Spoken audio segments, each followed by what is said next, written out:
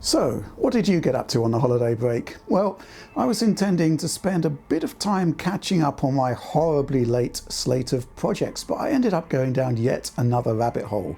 And this one's quite intriguing. You see, this is the benchmark sequence from Cyberpunk 2077. You've probably seen it in a bunch of GPU reviews or in testing out performance of the game on your own PC, but in actual fact there are at least 4 more in-house tests within the game code itself. You might have seen this one in the past in my own GPU reviews, quite a few times possibly. And here's a quick look at the save file menu of Cyberpunk 2077 as it presents on my PC. Curious thing this, as many of the benchmark sequences, unfortunately not including the official one, I should point out, well, they actually make auto saves or allow you to save the game while they are running, making them far more accessible. For over a year now, I've been meaning to get around to using Cyberpunk's cross-platform save system to port over those saves to PlayStation 5 and Xbox Series consoles to see if the scripting persists into the console versions, and to see whether it's actually possible to benchmark those versions of the game using these tests. And well, let's go back to the city streaming test you've seen in my GPU reviews. This is running on a console. It's working. Cyberpunk's cross-save system brings over your last quick save, auto save and manual save, and shares them between all systems that log into your account. And what you're seeing here is our preferred GPU benchmark sequence actually playing out on PlayStation 5. Seems a bit unlikely, right? So it's probably best that we prove it. So here's the end of that particular benchmark sequence, and here I am bringing up the front end on the Sony console. And just to tick off the necessaries, here I am repeating the process on Xbox Series X. And so, with those formalities out of the way, we have an intriguing look at internal CDPR streaming tests for Cyberpunk 2077 that have lived within the code for years, and are all present and correct on the console versions too now, it seems. So, how good are they as actual benchmarks then on a console, and to what extent are there actually differences between PS5 and Xbox Series X? Yeah, so this is quite interesting, as beyond the fact that streaming test is included in the file names, we don't really know what these benchmark sequences were created to actually do, what purpose they serve. They definitely predate the current gen versions of Cyberpunk 2077, as we've been aware of them for a long time now, so probably comes as no surprise to see that both Series X and PlayStation 5 run most of them just fine. Should go without saying that with the consoles running in their RT modes, or quality mode in the case of Xbox Series S, all of these benchmarks basically lock to their target 30 frames per second. This kind of highlights one of the problems you're going to have in using these benchmark sequences for actual benchmarking on a console, right? Because typically, a benchmark is used with an unlocked frame rate, so components can be pushed to their maximum in order to ascertain their best possible performance. Console experiences are quite different though. They're dedicated more to consistency, and that's exactly what we're getting here at 30 frames per second. A new frame for every second refresh on a typical 60Hz living room display. I guess a measure of consistency could be how many frames are dropped from a set sequence, but in all 4 of the benchmark sequences I basically quote-unquote ported across from PC, the amount of dropped frames was essentially an irrelevance. We're getting a pretty smooth, or rather pretty consistent level of performance across the board. Same goes for Xbox Series S actually, which isn't actually a surprise. It doesn't have an RT mode. Instead, it swaps it out for a quality mode, which again caps at 30 frames per second and ups resolution in comparison to the performance mode. As we've seen in prior videos, a small gap between PS5 and Series X opens up when they're targeting 60 frames per second. So let's take a look at that. I wanted to start with this though, another benchmark run, and one we've never featured on the channel before. For completion's sake, I thought I'd show all the streaming tests I was able to port over from PC to console, and this one is as basic as it gets. A high-speed run across a wide highway, and where neither Xbox Series X nor PlayStation 5 show much in the way of issues in attaining 60 frames per second. It's not a completely flat line on all counts though, as Xbox Series X is dropping a few frames here and there. Talking about consistency then across a 3600 frame run, a PS5 drops just 25 frames, 0.7% of the total, up against Series X dropping 36 frames or 1% of the total. This is a basic benchmark though, and this one showing a truck make its way from the highway into the city is a little more interesting. Again, good results from both consoles, but again, Xbox is a little less stable. 34 frames dropped from 3100 on PS5, meaning 1.1% of duplicates, up against 74 on Series X, 2.4% of the total. Now, some might say that we're splitting hairs here, and going back to the streaming test we use in our PC GPU reviews, 7,800 frame total drops just 32 on PS5 versus 120 on Series X. Yeah, I mean, there really isn't much in it. There is a gap though, and the question is whether there's any content that shows a clear difference, and in turn, whether any of that content is in these benchmark runs. And, well, the answer is yes.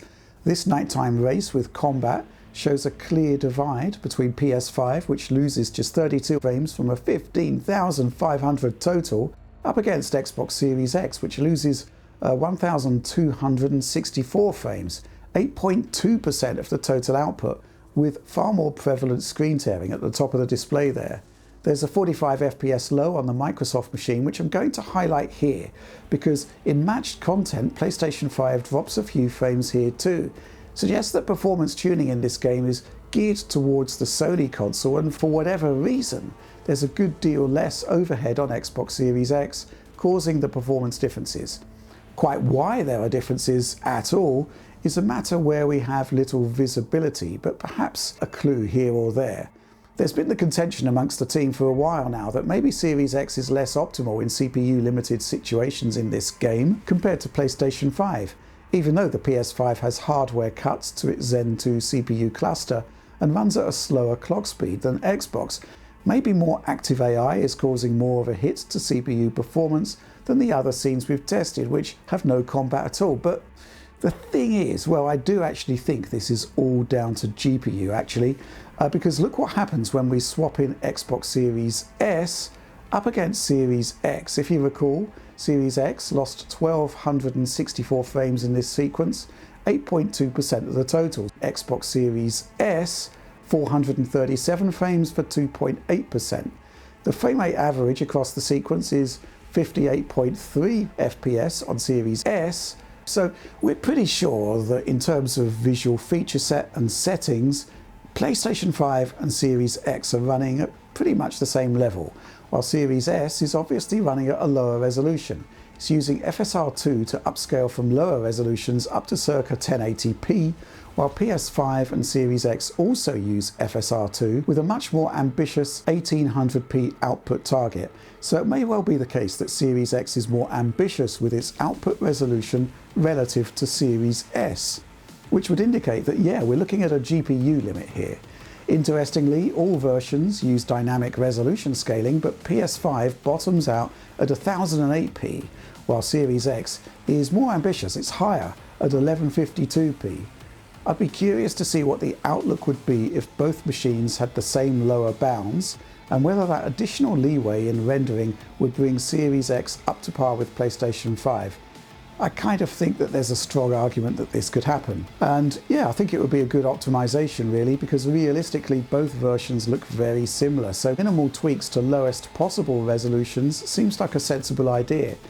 FSR2 upscaling does render certain buffers at native 1800p however, muddying the waters a bit, but fundamentally 1152p versus 1008p may have more impact than we might suspect, and is likely to be the prime cause for PS5 significantly outperforming Series X in this test. On the flip side, there is some evidence that Series X is using variable rate shading, but if so, I'm not seeing any real performance advantage here from doing so. And yes, subsequent testing does kind of suggest that Xbox has a GPU limitation where PlayStation 5 is less effective, perhaps down to that DRS tweak to lower bounds. And to test it, I went even further down the rabbit hole by setting up Cyberpunk 2077 on my AMD 4800S desktop kit, which is an ultra-obscure board by Team Red, made for the Chinese market and never exported. So what's special about it? Well, how about the fact that it's actually using the Xbox Series X CPU? And to make things even more console-like on this platform, I'm using the RX 6700 10GB, the non-XT version that has 36 compute units, just like PlayStation 5, the same amount of texture mapping units, and other striking similarities. Here, I've downclocked it to match the 2.23 GHz of the PlayStation 5 GPU. We're also using settings where one of our background contributors, Mohammed Rayen, has put in considerable time and effort in matching the PlayStation 5 performance mode settings up against the PC version to get as close a match to the consoles as possible, right down to the FSR2 dynamic resolution ranges.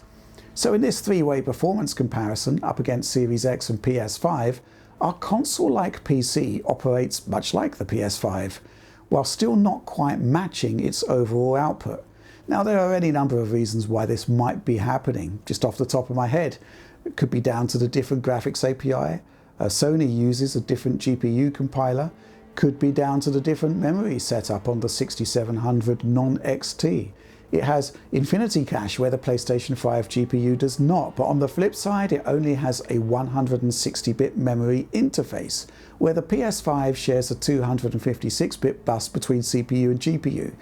Either way, we're very, very close. 218 dropped frames, a 59.2 FPS average, up against the 1264 drops on Series X and a 55.1 FPS average. PS5 still leading though with just 32 dropped frames and a 59.9 FPS average. Just to hammer home that we are GPU limited, I did another test combining the AMD 4800S desktop kit with an RX 7900 XTX, basically a gigantic level of GPU horsepower up against the downclocked 6700. End result, no dropped frames whatsoever, a lock 60 from start to finish. It's the extra GPU horsepower that basically solves the problem completely. Oh, and a Columbo style just one more thing here. I did tweak dynamic resolution lower bounds on PC to match Series X at 1152p, very close to the Xbox machine in some areas of the bench, but there are still some sections where the Series X noticeably lags behind.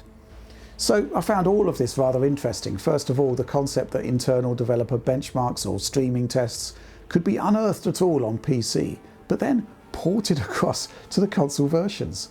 Secondly, that very similar console hardware could produce quite different results in certain scenarios. PS5's wider resolution window does seem to pay off, possibly, but we have to remember that we're kind of limited in the test areas we have available. And yeah, there may be more to this than meets the eye really, and that we're only looking at Cyberpunk 2077 content when it's clear from Oliver's Phantom Liberty tech review that the Dogtown area is considerably more taxing. So I do wonder whether there are more internal benchmarks in the code somewhere, expressly designed to test out the more challenging expansion. Still, this was something I was just experimenting with over the holiday break, and I kind of wanted to ease back into video production with a smaller project before I undertake something a lot more ambitious. Anyway, I hope you enjoyed it, and if you did, please consider liking, subscribing, sharing, and bell ringing for those allegedly instant notification. What about the DF supporter program? Well, an early version of this video went up days ago to premium tiers. There's all manner of early access opportunities, high quality video downloads, and much, much more. So please do consider that. And yeah, store.digitalfoundry.net has all manner of DF related items you can purchase if you fancy it to help us deliver the work that we do. But that's all from me on this one. Wishing you a fantastic 2024. And as always, thanks for watching and supporting Digital Foundry.